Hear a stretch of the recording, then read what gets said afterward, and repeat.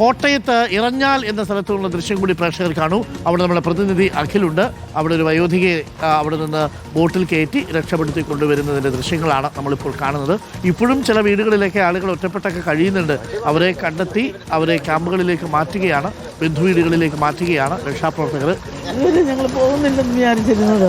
ഇപ്പോൾ ബാത്റൂമിൽ ഒന്നും പോകാനൊക്കത്തില്ല, അങ്ങനത്തെ സാഹചര്യമാണ്. അതുകൊണ്ടാണ് ഞങ്ങൾ പോകുന്നത്. എന്നിട്ട് ഇനിയും കുഞ്ഞുങ്ങളും രണ്ടുപേരും അവിടെ നിൽക്കുന്നു. അത് കഴിഞ്ഞാൽ ഇത്രയും കൂടിയത്. നിരവധി ആളുകൾ വന്നുകൊണ്ടിരിക്കുന്നു. അമ്മ മൊത്തം വീട്ടിൽ മൊത്തം വെള്ളമായി. വീട്ടിൽ വെള്ളമായില്ല, 4 വശവും വെള്ളമാ. തിണ്ണയിലൊക്കെ കയറാനായി നിൽക്കുന്നു. പിന്നെ എവിടെ നിന്ന് പോകാൻ ബാത്റൂമിൽ നിന്നും പോകാൻ മേല, കറണ്ട് ഇല്ല, വെള്ളം അടിച്ചെല്ലാം തീർന്നു.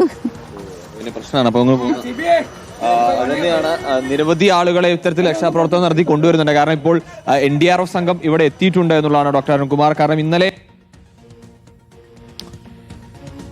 അഖിലാണ് വിവരങ്ങൾ നൽകുന്നത്. കോട്ടയത്ത് ഇറഞ്ഞാൽ എന്ന സ്ഥലത്താണ്. അവിടെ ഒരു വയോധിക അവിടെ കുടുങ്ങിപ്പോയിരുന്നു. അപ്പം അവർക്ക് ടോയ്ലറ്റിലൊന്നും പോകാൻ പറ്റില്ല. അതുകൊണ്ട് തന്നെ അവരെ ഇപ്പോൾ അവിടെ നിന്ന് രക്ഷാപ്രവർത്തകർ ബോട്ടിലെത്തി തിരിച്ചു കൊണ്ടുവരികയാണ്. അത് ദൃശ്യങ്ങളാണ് പ്രേക്ഷകർ കണ്ടത്. കോട്ടയത്ത് മണർക്കാട് ഒഴുകിപ്പോയൊരു വാട്ടർ ടാങ്ക് പിടിക്കാൻ ശ്രമിക്കുന്നതിനിടെ വെള്ളക്കെട്ടിൽ വീണ യുവാവിൻ്റെ മൃതദേഹം കണ്ടെത്തി. പറമ്പുകര സ്വദേശി ശരണിൻ്റെ മൃതദേഹമാണ് കണ്ടെത്തിയത്. ഇന്നലെ വൈകിട്ടാണ് ശരൺ അപകടത്തിൽപ്പെട്ടത്. അഖിൽ നമുക്കൊപ്പം ഇറഞ്ഞാലിലുണ്ട്. അഖിൽ, ഇപ്പോൾ ഈ അമ്മമാരെയൊക്കെ തൊട്ടടുത്തുള്ള ക്യാമ്പിലേക്ക് മാറ്റുകയാണോ ചെയ്യുന്നത്? ഈ ഒരു അപകടം അവിടെ ഉണ്ടായി, ശരണിൻ്റെ മൃതദേഹം ഇന്നലെ കണ്ടെടുക്കുകയും ചെയ്തു. അത് എത്ര ദൂരം അകലെയാണ്? എവിടെ വെച്ചാണ് ആ സംഭവം നടന്നത്? ഡോക്ടർ അരുൺകുമാർ, സംഭവം നടക്കുന്ന മണർക്കാടാണ്. മണർക്കാട് പറമ്പാട് ആ സ്ഥലത്ത് വെച്ചായിരുന്നു. അവിടെ അദ്ദേഹത്തിന്റെ വീടിന്റെ മഴവെള്ളമൊക്കെ കയറി, വീട് ചുറ്റും വെള്ളം കയറി ഒലിച്ചു പോയി. എന്നതിനിടയിൽ ഈ വീട്ടിലെ വാട്ടർ ടാങ്ക് വെള്ളത്തിലേക്ക് വീണു. അത് രക്ഷിക്കാൻ അല്ലെങ്കിൽ അതിനെ പിടിക്കാൻ വേണ്ടിയിട്ടാണ് ഈ ശരൺ വെള്ളത്തിലേക്ക് ചാടുന്നത്. ചെറുപ്പക്കാരനാണ്, ചെറിയ യുവാവാണ്. ശരണത്തിൽ വെള്ളത്തിലേക്ക് ചാടി ഇത് പിടിക്കാൻ ശ്രമിച്ചു. പക്ഷേ നില കിട്ടിയില്ല. നല്ല ഒഴുക്കുണ്ടായിരുന്നു, ആഴമുണ്ടായിരുന്നു.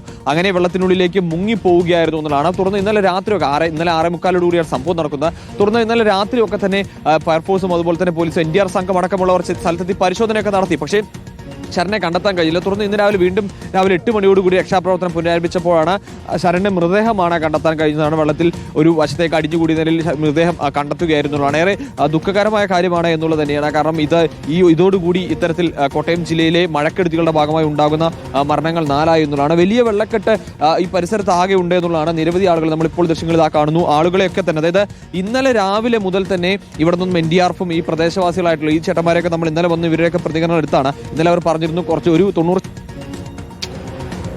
ആളുകളെ കൂടി എന്നുള്ളതാണ്. നമ്മളിപ്പോൾ നിൽക്കുന്ന ഇറഞ്ഞാൽ പാലം കഴിഞ്ഞ് തൊട്ട് താഴെയാണ്. ഇവിടെ നിന്നും 5 കിലോമീറ്റർ ദൂരമുണ്ട് തിരുവഞ്ചൂരിലേക്ക്. 5 കിലോമീറ്റർ അധികം ദൂരമുണ്ട്. ഈ തിരുവഞ്ചൂർ വരെ ഇതേപോലെ, ഇതിപ്പോൾ കാലിന്റെ താഴെ വരുള്ളൂ. കുറച്ച് മുൻപോട്ടൊക്കെ പോയി കഴിഞ്ഞാൽ മുട്ടോളവും അരയോളം ഒക്കെ വെള്ളമാണ്. അങ്ങനെ അറ്റം വരെ വെള്ളം എത്തിയിരിക്കുന്നു എന്നുള്ളതാണ്. അവിടെ ആളുകളൊക്കെ തന്നെ കൂട്ടത്തോടെ മാറ്റിക്കൊണ്ടിരിക്കുകയാണ്. ഉള്ള ആളുകളൊക്കെ ഇന്നലെ വരാതിരുന്ന അല്ലെങ്കിൽ ഇന്നലെ വീടിന്റെ മുറ്റം വരെയൊക്കെ വെള്ളം എത്തിയിരുന്ന വീടുകളിലേക്ക് ഇപ്പോൾ വെള്ളം കയറി തുടങ്ങി. അങ്ങനെ അവിടെയുള്ള ആളുകളെയൊക്കെ തന്നെ മൊത്തത്തിൽ മാറ്റി ഓരോരുത്തരെയായി ഇങ്ങോട്ടേക്ക് കൊണ്ടുവരികയാണ്, ഓരോരുത്തരെയായി മാറ്റുകയാണ് എന്നുള്ളതാണ്. ഇന്നലെ വരാതിരുന്ന ആളുകൾ അല്ലെങ്കിൽ 2ാം നിലയിൽ ഇരുന്ന ആളുകൾ, അങ്ങനെയുള്ള ആളുകളെല്ലാം ഒന്നടങ്കം ഇങ്ങോട്ടേക്ക് കൊണ്ടുവരികയാണ്. കാരണം വെള്ളം കൂടി വരുന്നുണ്ട് എന്നുള്ളത് തന്നെയാണ് നമുക്ക് മനസ്സിലാക്കാൻ സാധിക്കുന്നത്. എന്തായാലും ഇന്നലെ എത്താത്ത ആളുകളാണ് ഇപ്പോൾ. ചേട്ടാ, അവിടെ വെള്ളം കൂടിയോ? വെള്ളം ശകലം കൂടി. ശരി.